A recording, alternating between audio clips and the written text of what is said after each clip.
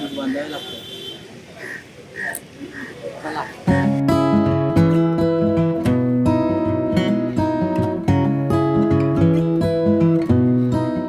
आपण आता लोअर चाळीत आलेलो आहोत गणपतीची खरेदी करण्यासाठी. पण खूप कन्फ्युजन आहे इकडे, तर बघूया. गणपतीची खरेदी, आपल्याला गणपतीचं डेकोरेशन घ्यायचं.